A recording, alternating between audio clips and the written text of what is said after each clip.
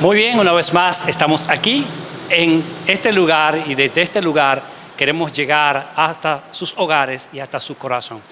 Esta es la Iglesia Templo Bíblico desde Las Terrenas y yo soy su hermano y amigo Martín Jiménez, quien estará en la dirección de este espacio virtual. Muy, pero muy bienvenidos a nuestro canal. De inmediato vamos a tener a nuestro hermano David, quien tendrá una oración inicial, él pues con nosotros. Muy buenas noches, amados hermanos. Vamos a orar dándole gracias al Señor por esta bella programación en esta noche. Señor, te alabamos, te honramos, te bendecimos, te damos gracias. Gracias te damos, Señor, por la oportunidad la cual tú nos permites de presentarnos ante tu santa bendita presencia para presentar esta programación, Señor, de esta noche. Que sea tú el eje, Señor, central de cada oyente, Señor, que va a escuchar, que pueda entender que solamente en ti hay salvación y vida eterna. Te damos gracias, Señor. Usa el predicador, usa a los hermanos y hermanas, Señor, que van a cantar en esta noche. En el nombre de Jesús. Amén.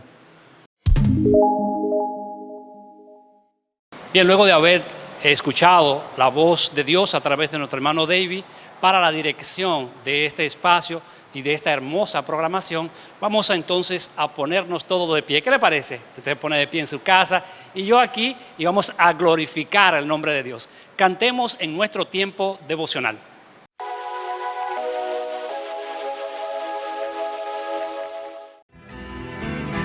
Yo sé que un día no muy lejano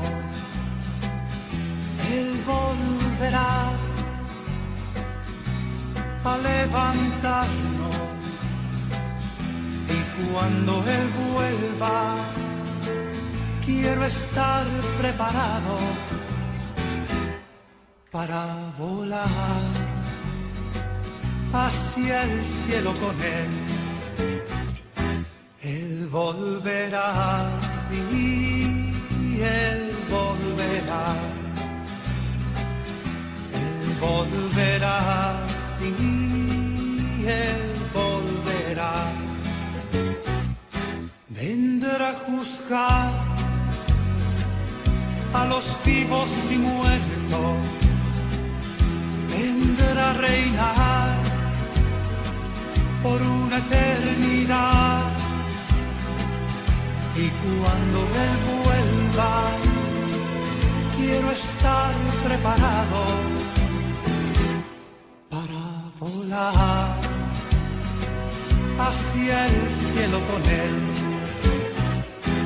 Él volverá, sí, Él volverá. Él volverá, sí, Él volverá. Aquí mis días terminarán, porque en sus brazos voy a morar. Qué hermosa vida de gozo llena, donde por siempre yo he de morar. Él volverá, sí, Él volverá. Él volverá, sí, Él volverá. Y cuando Él vuelva, quiero estar preparado para volar hacia el cielo con Él. Él volverá, sí, Él volverá. Él volverá, sí, Él volverá. Él volverá, sí, Él volverá.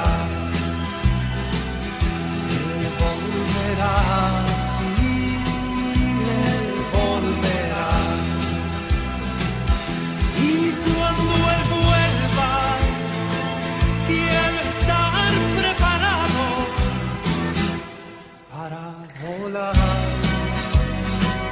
hacia el cielo con él. Él volverá, y él volverá. Él volverá, y él volverá.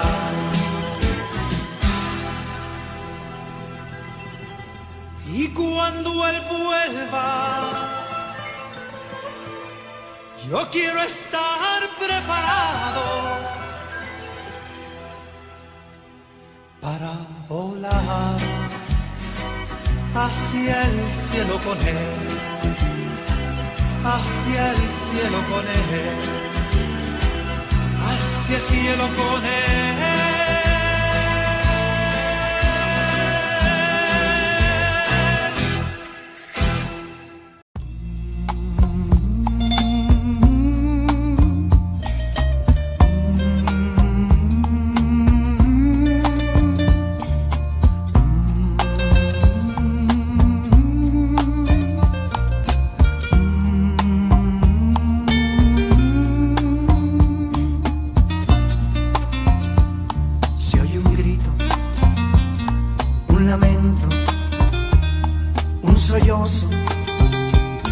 Mucha gente está alarmada.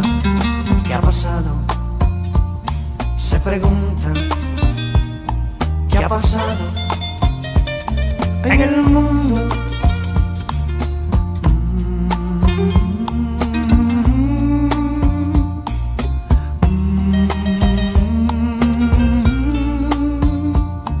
Una joven va gritando: mamá.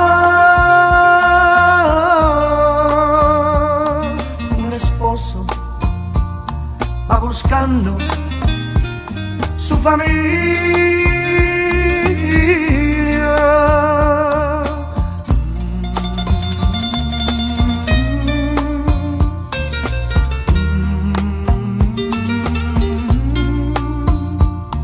Unos dicen que una nave mucha gente se llevó, pero escuchen, a lo lejos alguien grita,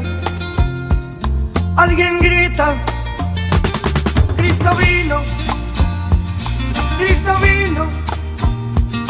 y su pueblo se llevó.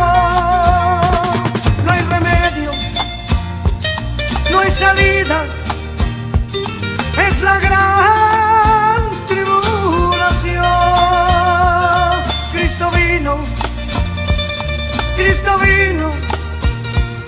y su pueblo se llevó.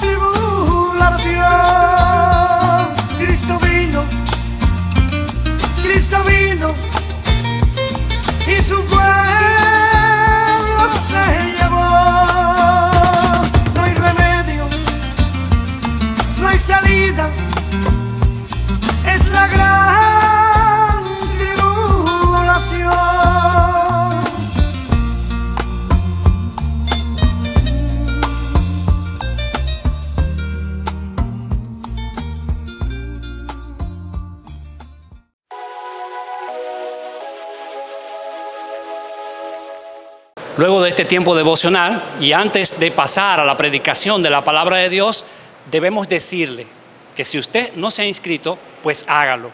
Hágalo ahora mismo.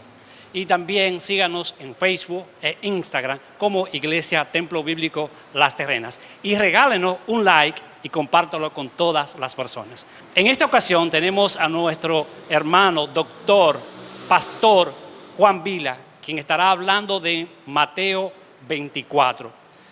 Hay muchas confusiones en cuanto a este texto y queremos que ustedes tranquilamente y reposadamente en sus hogares escuchen y puedan entender la palabra de Dios a través de este siervo, el cual usa él para predicar su palabra. Así que escuchemos a nuestro hermano Juan Vila. Adelante, mi hermano Juan.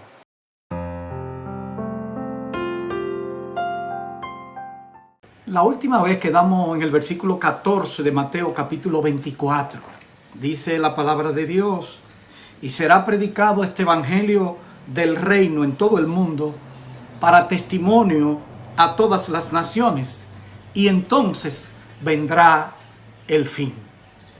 Queremos explicar lo que significan los aspectos del reino, y ese versículo 14 habla precisamente de eso. Será predicado este evangelio del reino. ¿Pero qué reino se está refiriendo? Que será predicado este evangelio en todo el mundo. ¿De qué está refiriéndose? Una vez entendido los aspectos del reino, que es lo que vamos a hablar ahora, luego vamos a seguir con lo que se llama el segundo periodo de la gran tribulación. Una vez entendido los diferentes aspectos del reino, estaremos en condiciones de identificar a qué se refiere Mateo en este versículo. También se puede notar, o se hace evidente, que el contexto donde se habla del reino es muy importante para esclarecer su significado. Y esto quiero yo, por lo menos, ponerle en perspectiva las diferentes facetas del reino. En primer lugar está el reino de Dios, que es universal. El reino de Dios universal es el dominio de Dios sobre todo el universo. En este reino nada sucede fuera de la voluntad de Dios, porque Él es el soberano y el que gobierna. Eso se ve en los salmos muy frecuentemente. Este gobierno soberano es eterno, como dijo el profeta Jeremías. Él es Dios vivo y Rey eterno. Él también rige indirectamente por medio de los individuos, como hablan otros pasajes de las Escrituras, o también por medio de los elementos de la naturaleza, como dice el Salmo 148, versículo 8. El fuego y el granizo, la nieve y el vapor, el viento de tempestad que ejecuta su palabra. Por consiguiente, este aspecto del reino de Dios sería la expresión más amplia del reino de Dios. Suyo es el dominio eterno y soberano, y por doquier gobierna sobre toda la creación. En segundo lugar, un segundo aspecto del reino es el reino de Dios espiritual. El reino de Dios espiritual es el dominio de Dios sobre todo aquellos que son creyentes, es decir, aquellos que han experimentado la obra de regeneración del Espíritu Santo. Cualquiera desde Adán hasta ahora que ha nacido de nuevo es parte de esta faceta del reino de Dios, como dice en Colosenses capítulo 1 versículo 3, el cual nos ha librado de la potestad de las tinieblas y trasladado al reino de su amado Hijo.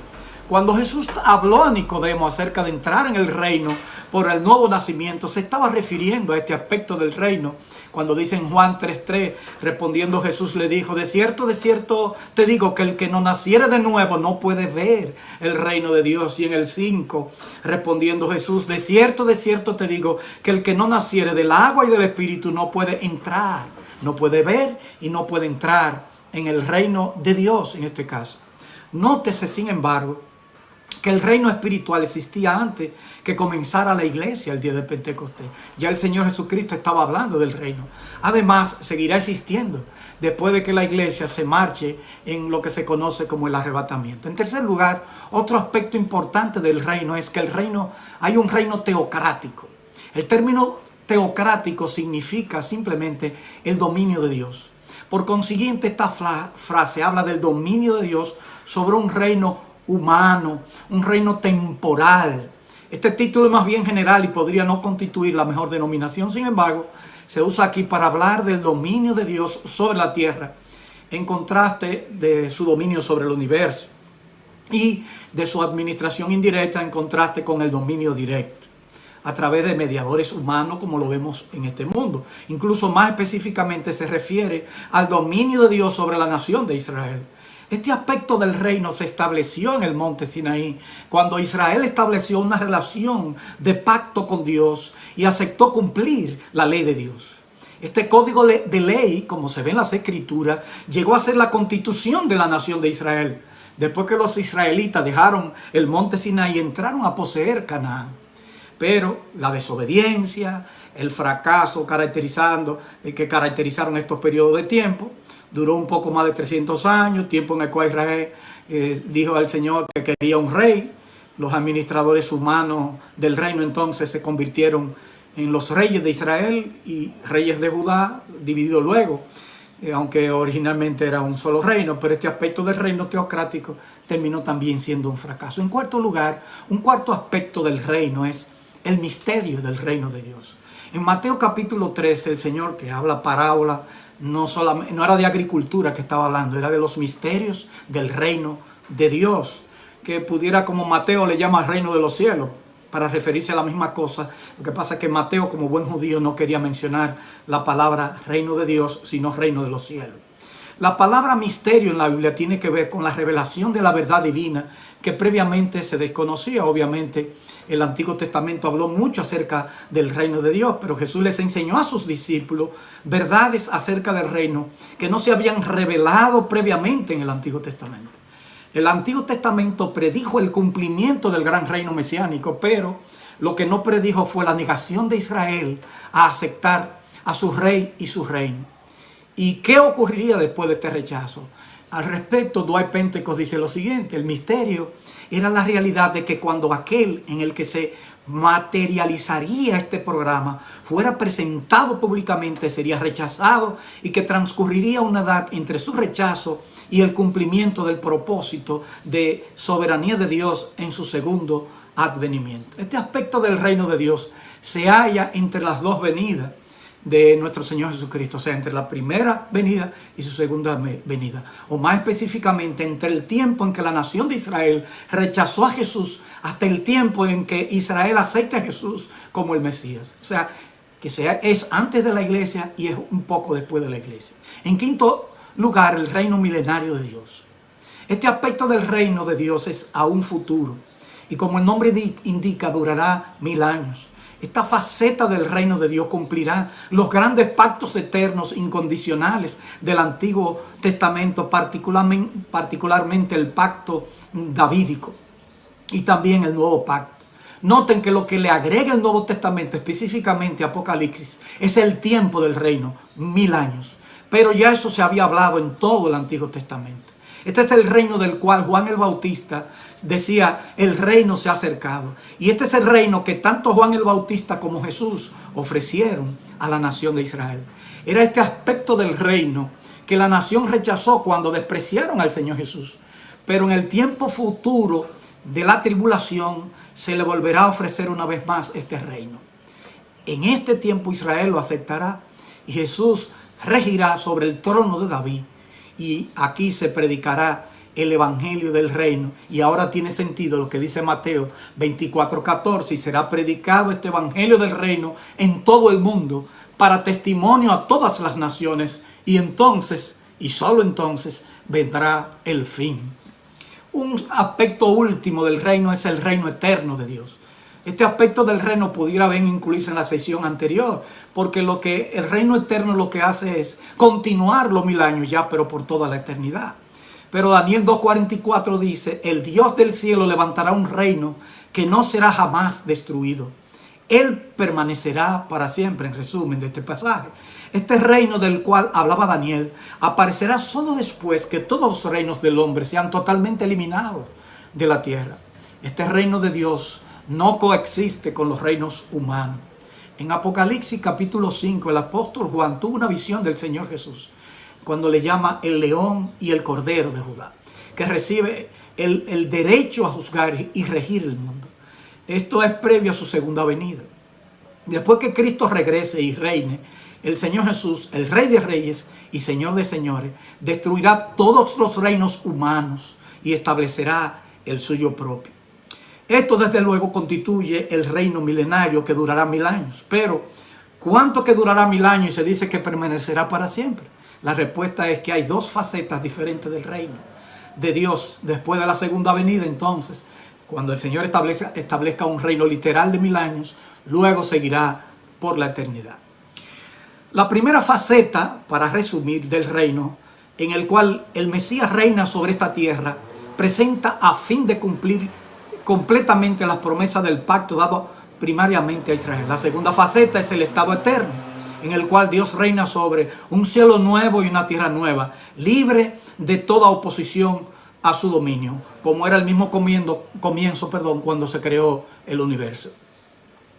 ¿Cuál es la relación entre la iglesia y el reino de Dios? Después de ver estos diversos aspectos del reino de Dios, debería quedar claro que la iglesia y el reino de Dios no son términos equivalentes. Aunque algunos usan los términos como si fueran intercambiables, no deberían usarse de este modo. No deberían confundirse ciertas diferencias claras e indiscutibles de lo que son un aspecto de otro. Pero ello no niega cualquier relación entre la iglesia y el reino de Dios. La iglesia tiene una relación con determinados aspectos del reino.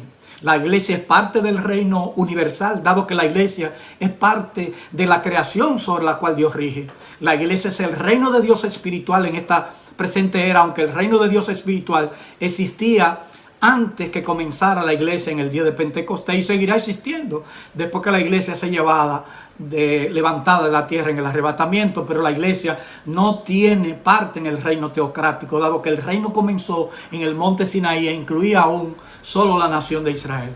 La iglesia es parte del misterio del reino, dado que este aspecto del reino existe entre los dos advenimientos de Cristo, pero no constituyen conceptos equivalentes, porque el misterio del reino abarca un periodo de tiempo un poco más extenso e incluye a los incrédulos.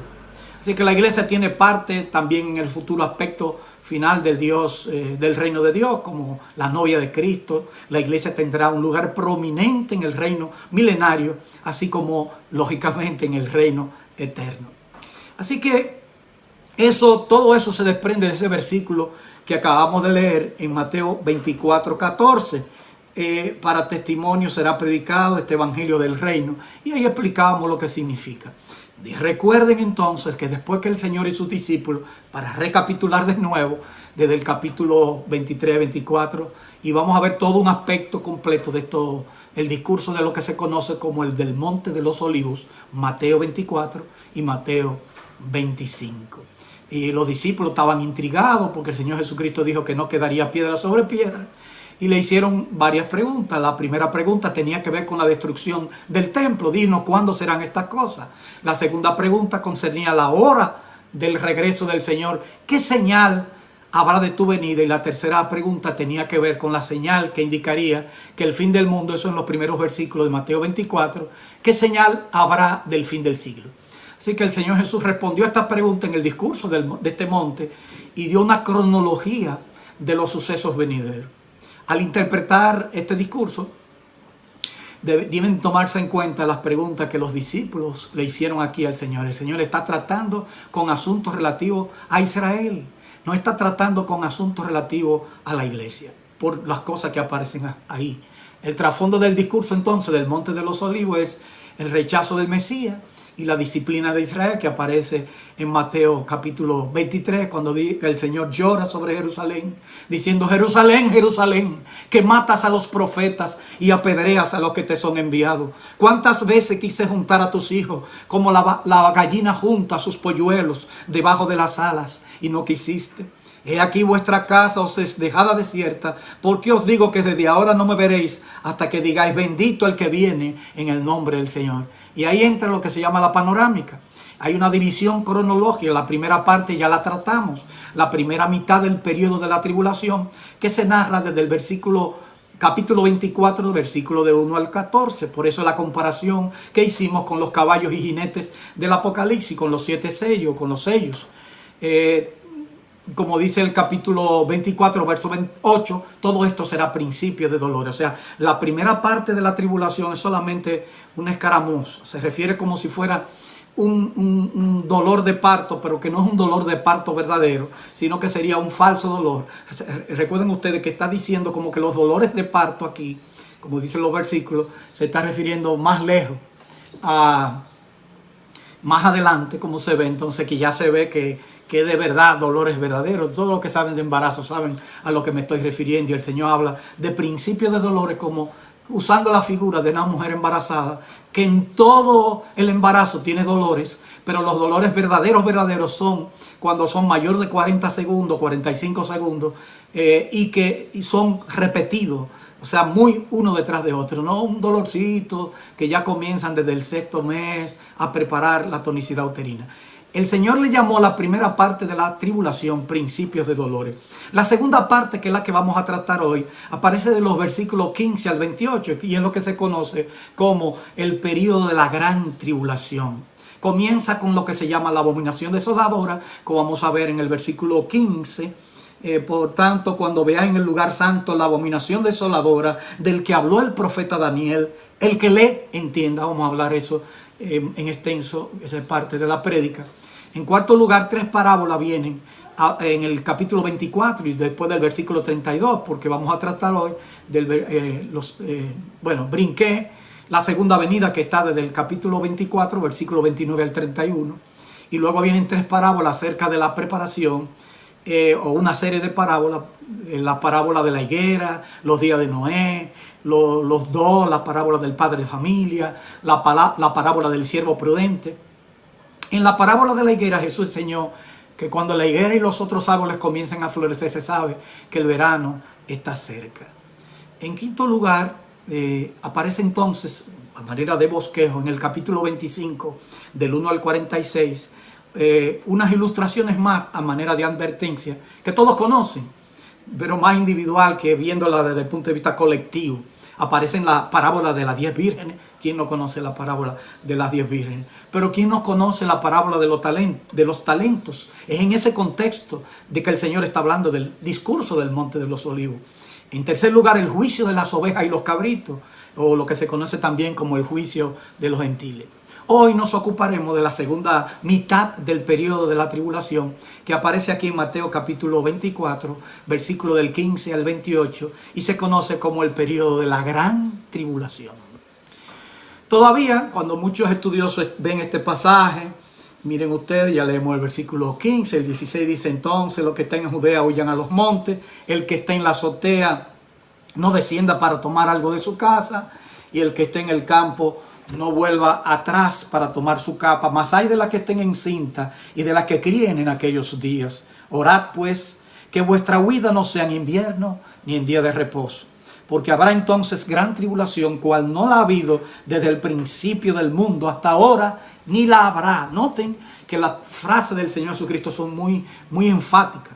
Todavía muchos estudiosos siguen interpretando este pasaje refiriéndose al pasado, a la caída de Jerusalén en el año 70. Estudiosos tan prominentes como William Hendrickson o R.C. Sproul, aunque Sproul es cuidadoso en su interpretación, asume la posición pasada, o sea, para referirse a esto, pero dice algo como para tirar la toalla. Él dice lo siguiente, R.C. Sproul: en tanto que yo sugiero posible forma de entender este texto, tenemos que caminar con mucho cuidado y con una considerable medida de humildad.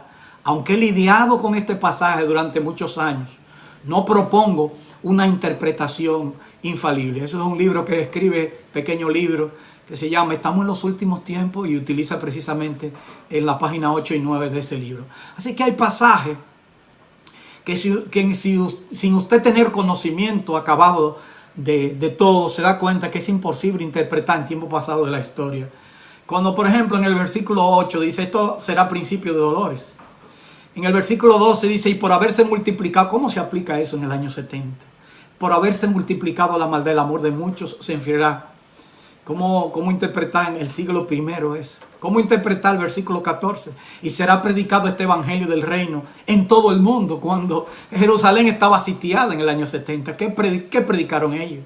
para testimonio a todas las naciones, y entonces vendrá el fin, totelos, que es la palabra griega.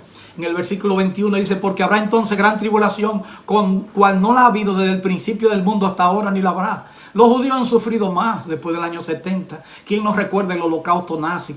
Que murieron más gente que toda la historia de la humanidad. Se habla de 6 millones de judíos, entre ucranianos, o sea, los que vivían en Rusia, Polonia y todo lo que se llama Europa del Este, que eran muchos judíos, incluyendo también a Alemania. ¿Cuántos murieron? Más que los que murieron en el año 70. Bueno, pero la Biblia dice que habrá un periodo del cual no ha habido desde el principio del mundo, ni lo habrá.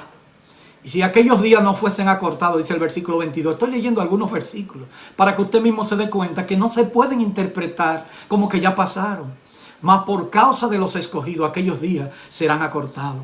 O el versículo 24 del capítulo 24, porque se levantarán falsos cristos y falsos profetas y harán grandes señales y prodigios, de tal manera que engañarán, si fuera posible aún, a los escogidos. Y uno se pregunta cómo encajan estos versículos en el año 70. De ninguna manera, no encajan. ¿Cómo esos falsos cristos tan temprano habrían de estar en los tiempos en que la iglesia estaba en ciernes? No encajan. ¿Cómo encaja que esto es una tribulación cual nunca la ha habido en el principio del mundo? Así que el Señor Jesucristo le da direcciones claras para que ellos entiendan cuándo se refiere. Porque le está hablando a ellos. Le habló entonces que entiendan a Daniel en ese versículo que ya mencionaba. Por tanto, en el versículo 15 del capítulo 24, por tanto, cuando veáis en el lugar santo la abominación desoladora de que habló el profeta Daniel, el que le entiende, o sea, tenemos que entender a Daniel en su contexto. Eso es un proceso muy interesante, porque Daniel es que explica lo que se llaman la semana de año y los 7 años de la tribulación. Es Daniel, no es Apocalipsis, que explica lo que se llaman las 70 semanas y calcula todo. Pero bueno, no hay tiempo para ocuparnos. El que le entienda, dice el Señor, de lo que dijo Daniel. Y también abominación desoladora se refiere a la forma como se profana el templo de Dios. Usted dice, sí, pero no hay templo. Pero sí va a haber templo posiblemente. El culto se va a restablecer por lo que dice 2 Tesalonicenses 2:2. Que no os dejéis mover fácilmente de vuestro modo de pensar. Ni os conturbéis, dice Pablo, no se confundan, ni por espíritu, ni por palabra, ni por carta, como si fuera nuestra, en el sentido de que el día del Señor está cerca. Porque en el Antiguo Testamento al día de tribulación grande y terrible se le llama el día del Señor. Y dice Pablo en 2 Tesalonicenses 2:3, nadie os engañe en ninguna manera, porque no vendrá, o sea, el día del Señor, sin que antes venga la apostasía y se manifieste el hombre de pecado, el hijo de perdición, el cual se opone y se levanta contra todo lo que se llama Dios o es objeto de culto, tanto que se siente en el templo de Dios como Dios, haciéndose pasar por Dios. Este personaje se sentará en el templo de Dios, exigirá que a su imagen se le rinda culto. A esta profecía de Daniel se dirige Cristo, dando directrices claras cuando dice la abominación desoladora que habló el profeta Daniel. Yo no ignoro que muchos también lo aplican al año 168 a.C., al tiempo de Antíoco Epífanes IV, que ofreció una cerda en el altar de Dios. Pero esto se va más lejos, por eso el Señor le dice ya, no está hablando en tiempo pasado, sino que entiendan lo que habló Daniel en ese sentido. O sea que también va a ser profanado por el gobernante universal que se conoce como el anticristo. Ahora, interesante que el Señor diga aquí, el que le entienda, lo que habló el profeta Daniel. Siempre el Señor nos manda a escudriñar las Escrituras. Es alentador saber que a personas que en verdad leen la Biblia, se les manda a poner atención en su significado a las cosas que leen. Hermano, pon atención a la palabra que lee diariamente. Pon el sentido claro en el contexto gramatical, histórico. Y en tu meditación diaria saca lecciones para tu vida. Pero trata de comprender qué Dios quiso decir para los tiempos pasados, pero también a tu propia vida. Me siento que la palabra aquí dicha por Cristo son para mí. Que me la está diciendo a mi corazón en cada momento que abro las Escrituras. En otras palabras, sé cuidadoso. Quienes leen las Escrituras, dice Francisco La Cueva, deben hacerlo con toda atención para entenderlas bien. De otro modo, de poco le serviría la lectura, pues poco se puede usar lo que se entiende mal o poco.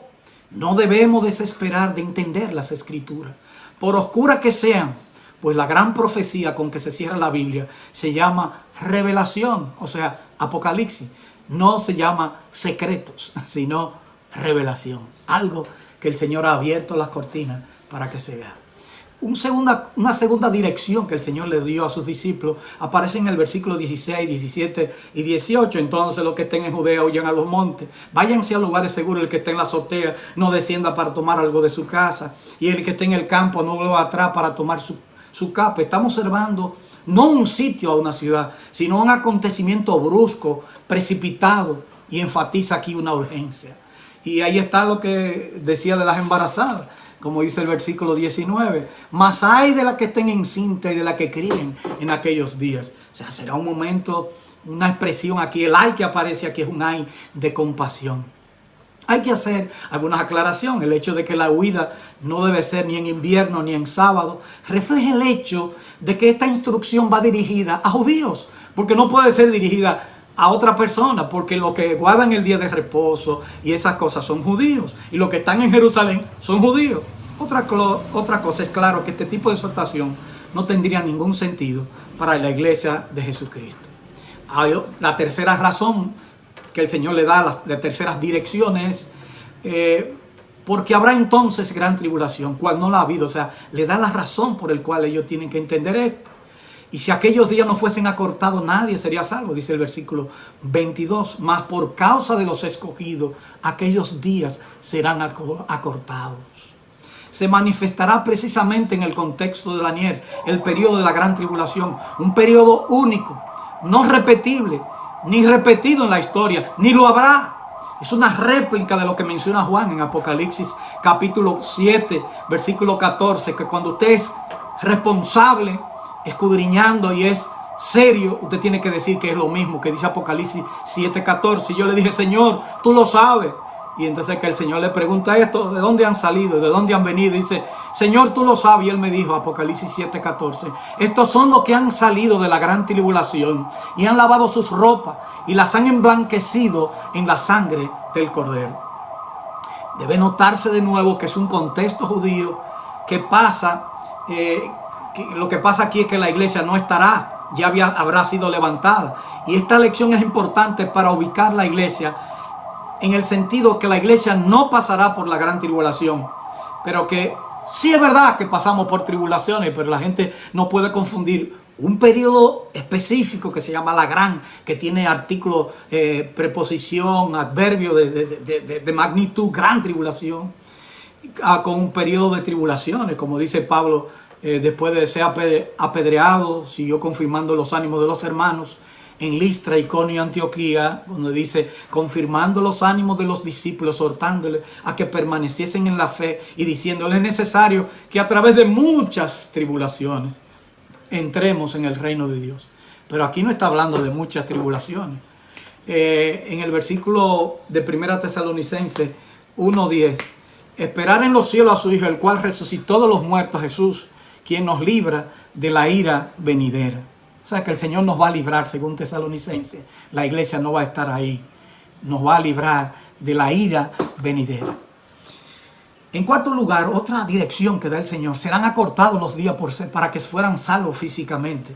Versículo 22. Y dice, y si aquellos días no fuesen acortados, nadie sería salvo. Mas por causa de los escogidos, aquellos días serán acortados. Siendo los escogidos, por su contexto claramente, la nación de Israel, siendo una franca referencia a Apocalipsis capítulo 7 y versículo 13, ahora en el contexto de lo que leíamos anteriormente. Entonces uno de los ancianos habló diciéndome, estos que han vestido de ropas blancas, ¿quiénes son y de dónde han venido? Yo le dije, Señor, tú lo sabes. Y él me dijo, estos son los que han salido de la gran tribulación y han lavado sus ropas y las han emblanquecido en la sangre del Cordero. En quinto lugar, habrá falso Cristo y falso profeta. Dice el versículo 23, entonces si algunos dijeren, mirad aquí está el Cristo, o mirad allí está, no lo creáis, porque se levantarán falsos Cristos. Es interesante que diga Cristo, porque para nosotros la palabra Cristo lo hemos usado tan frecuentemente que no sabemos el significado judío. La palabra Cristo significa el Mesías. La palabra correctamente traducida viene del griego Cristo, pero la palabra traducida viene del concepto hebreo que significa Mesías. ¿Qué es lo que están esperando los judíos hoy en día? El Mesías. Entonces cuando dice aquí que vendrán falsos mesías diciendo yo soy el Cristo, mirad que está el Cristo, mirad que ya allí, no lo creáis, porque se levantarán y falsos profetas y grandes señales y prodigios habrán hecho. El Señor Jesucristo sigue advirtiendo a la nación judía que será el protagonista, bueno, qué protagonismo, pero que sería el que sufrirá la gran tribulación. En sexto lugar, su venida será majestuosa. O sea, el Señor pone de relieve aquí en su contexto, en el versículo 25. Ya lo he dicho antes, dice el versículo 25 y el 26. Así que si os dijeren, mirad, está en el desierto, no salgáis. O mirad, está en los aposentos, no lo creáis. Noten el contexto judío. Porque como el relámpago que sale del oriente y se muestra hasta el occidente, así será también la venida del Hijo del Hombre. Porque donde quiera que estuviese el cuerpo muerto, allí se juntarán las águilas. No es un Mesías oculto que se va a manifestar poco a poco, paulatinamente. No, Señor, se manifestará y todos lo verán. Todos serán testigos. En su primera venida vino manso y humilde. En su segunda venida vendrá con poder, majestad y gloria. Dice el versículo 27, porque como el relámpago que sale del oriente y se muestra hasta el occidente, así será también la venida del Hijo del Hombre. Qué glorioso, qué majestuoso. El Señor se manifestará en el contexto de la nación de Israel. Se manifestará en el contexto de este periodo de tribulación que va a afectar el mundo entero, pero que va a afectar sobremanera a la nación judía. ¿Qué aprendemos en conclusión? La venida del Mesías será un acontecimiento universal. No tendremos que ir al desierto como vinieron a Juan el Bautista. No habrá que buscarlo. Él se manifestará de manera visible, gloriosa. El Señor le da explicaciones o directrices claras de cómo se va a manifestar sobre la venida del Hijo del Hombre, como dice ahí. Con detalles que, por cierto, esa expresión se explica mejor en el libro de Daniel, el Hijo del Hombre. Y el anciano de día que Daniel habla, con detalles claros para los discípulos que conocían bien. Ya os lo he dicho antes, dice el versículo 25. La iglesia entonces no pasará por este periodo de tribulación, pues será levantada de antemano. Y yo te pregunto, ¿estás tú preparado para que realmente no tener bueno, disfrutar no sería, que pasar por ese periodo de tormento que se llama la tribulación? Nosotros como cristianos, como parte de la iglesia, estaremos ya en la presencia del Señor, celebrando el tribunal, el bimá de Cristo, y celebrando también las bodas del Cordero, mientras en el mundo está aconteciendo un periodo de juicio que se llama la gran tribulación. ¿Estás tú preparado realmente? Si el Señor Jesucristo levanta su iglesia ahora mismo, ¿estás tú inscrito entre los que están puestos en el número de la iglesia? Un día tendremos que comparecer ante el Señor Jesucristo. En Hechos 17:30 nos dice lo siguiente: pero Dios, habiendo pasado por alto los tiempos de esta ignorancia, ahora manda a todos los hombres en todo lugar que se arrepientan, por cuanto ha establecido un día en el cual juzgará al mundo con justicia. Pero noten esta frase: por aquel varón a quien designó. ¿Quién es ese varón a quien designó? El Señor Jesucristo, dando fe a todos con haberle levantado de los muertos. Un día la gente va a tener que comparecer ante Cristo. Va a tener que ir a los pies de Cristo. Y el Señor Jesucristo le va a juzgar. Le va a decir si realmente le conoció o no le conoció. La única manera que el hombre hoy en día puede conocer a Cristo es entregándose a Él y decirle: Señor, abro mi corazón, me entrego a ti. Hoy viviendo tiempos difíciles, pero estos no son más que escaramuzas. Todavía ni siquiera están los dolores de partos prematuros que le dan a la mujer encinta. Todavía no. Vendrán tiempos más peligrosos y más difíciles. Pero la Biblia advierte de que la gente puede escapar. Puede escapar conociendo a Cristo como Señor y Salvador de su vida. Ven a Cristo en el día de hoy. Dios te está hablando a tu corazón. Dios te bendiga. Oremos. Señor, gracias por tu palabra. Gracias porque son viva, eficaz y cortante. Nosotros confiamos que todo el mundo va a tener que dar cuenta un día a Cristo. Y nosotros sabemos qué significa dar cuenta. Gracias, Señor, por tu palabra ahora. Gracias porque son claras. Jesucristo habló con una claridad tan enfática que no nos deja duda de lo que Él habló. Gracias, en el nombre de Cristo te lo agradecemos y en el nombre de Cristo oramos. Amén. Luego de haber escuchado este potente y poderoso mensaje bien claro, solo nos resta decirle a ustedes, ¿estarán ustedes esperando un tiempo tan peligroso o más peligroso que el que estamos viviendo para entregar su vida al Señor? Yo no se los recomiendo, yo les recomiendo ahora. La Biblia dice que es ahora, este es el tiempo aceptable, hoy es el día de salvación. Si tú escuchas la voz del Señor, pues no endurezca tu corazón, acércate a Él, porque Él tiene para ti bendiciones y la vida eterna. Así que no solamente sea un oidor olvidadizo, sino también un hacedor recibiendo la palabra del Señor. Así que te invitamos a que tenga un encuentro personal con Dios para salvación de tu alma. Hazlo hoy y no te volverá a arrepentir de haberte arrepentido ante el Señor, porque Él tiene para ti la vida eterna. Bien, en nuestro tiempo de cántico, hoy tenemos un hermoso dúo por nuestro hermano David y Esther.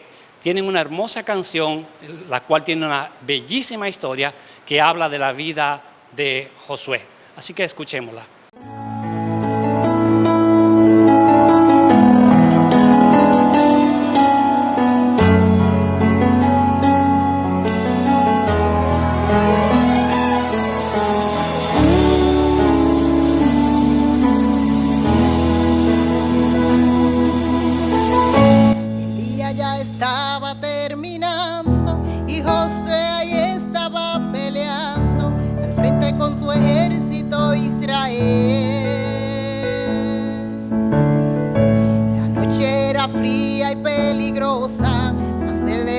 Forma tan gloriosa comenzó a hablar con el Señor. Tal vez la oración Josué decía: Señor, te hiciste la noche y el día, ahora Dios escucha mi voz. No dejes de te vaya a oscurecer, será difícil de poder vencer. Cambia el tiempo ahora, mi Señor. La fe de Josué movió los cielos. Tu Dios es justo y fiel, y nunca desampara a un pueblo fiel. En cuanto Israel estaba en guerra, El sol se detuvo sobre la tierra, y en aquel valle el pueblo pudo vencer. No importa lo que usted esté pasando, la gloria de Dios vivo está nombrando, y por la fe no va a oscurecer. El día desde el cielo Dios va a detener. Él te va a cambiar tu historia, esta lucha en victoria, porque Dios tiene el poder. El gran Dios de los cielos va a estar frente, y no hay valiente que se ha derrotado. Cruzarás seguro hacia el frente, y allí la victoria tú conseguirás. La promesa ya fue hecha, Dios te toma de la mano derecha, y usted va a triunfar.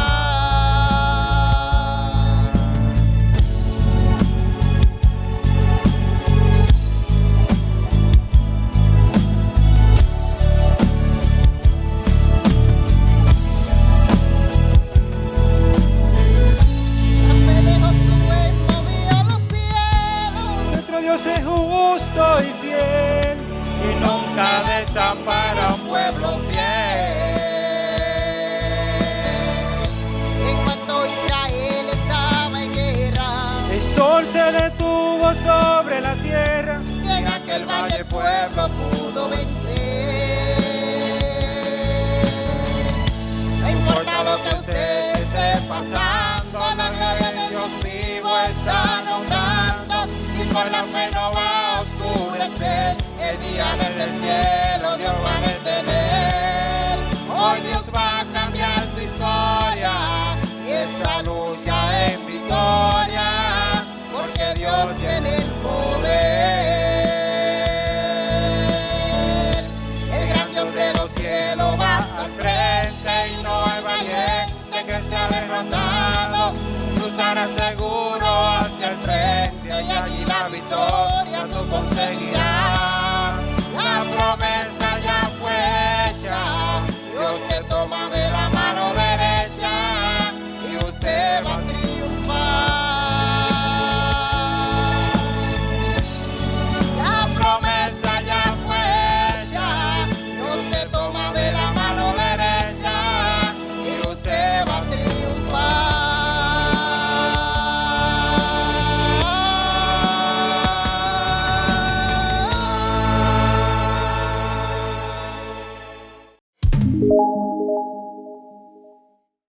Luego de haber escuchado el dúo, también nuestro hermano David tiene una canción especial para todos nosotros y nos dice que aunque hayan pruebas, hay un Dios de esperanza. Aunque hayan problemas y dificultades como lo cual estamos viviendo hoy en día, siempre hay una esperanza gloriosa y bienaventurada del Señor Jesús para ti y para mí. Escuchemos esta hermosa canción.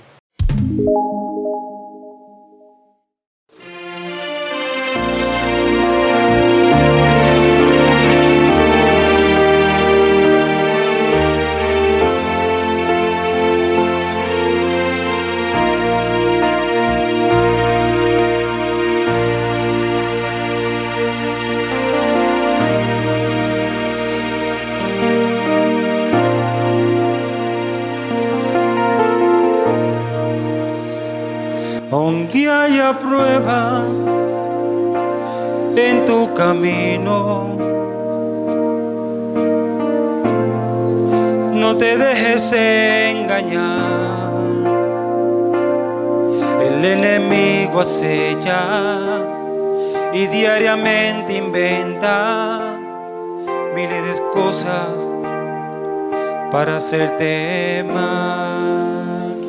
Aunque haya prueba en tu camino, el Señor te guiará. Dale tu mano ahora, es el final de todo. Él te sostendrá.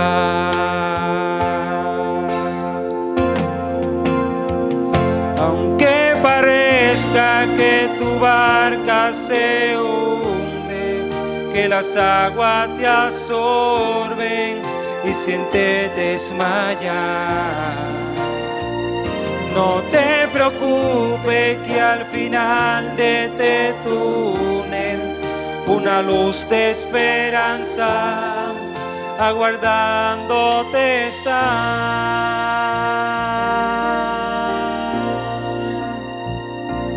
Que haya prueba en tu camino, ten confianza en el Señor. Así como oscurece, así precisamente el día resplandecerá.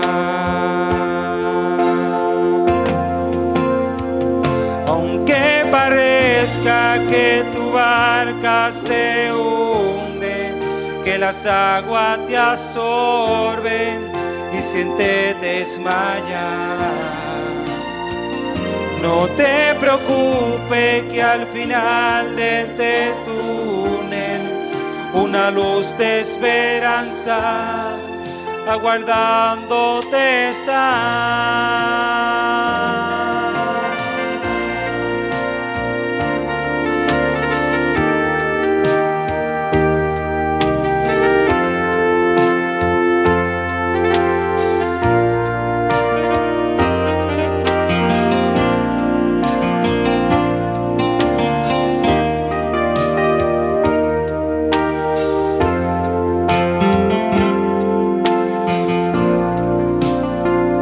Aunque parezca que tu barca se hunde, que las aguas te absorben y sientes desmayar, no te preocupes que al final de ese túnel una luz de esperanza aguardándote está.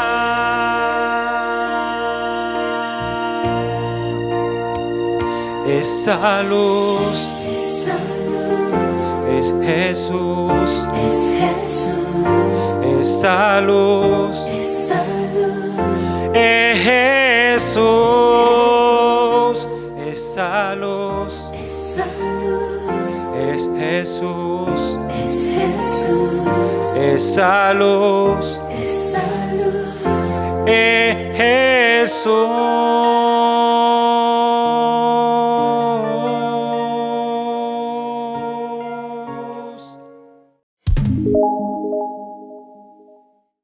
Bien, también tenemos una hermosa agrupación nuestra que quiere compartir una canción con todos y cada uno de nosotros. Y ella le dice en su canción, ¿quién como tú? ¿Quién puede ser como el Señor? ¿Quién fue que murió y resucitó? Solamente Cristo. Así que escuchemos esta hermosa canción y sigamos deleitándonos a través de este bello mensaje. Escuchemos.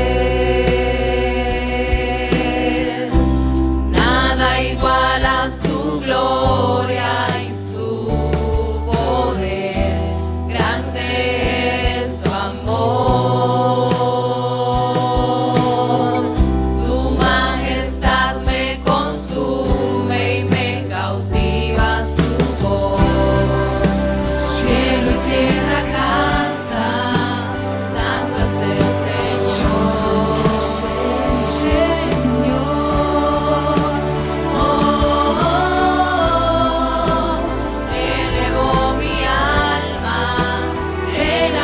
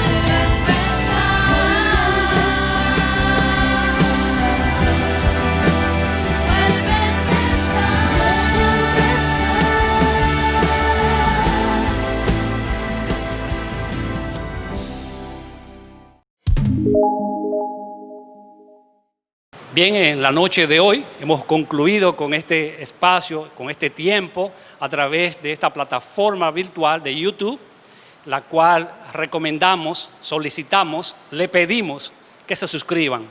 Denle like y compártanlo con todas las personas que ustedes gusten.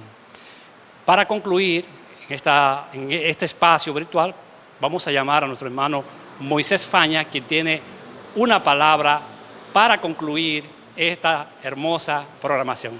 Moisés. Bien, vamos a orar para finalizar esta programación.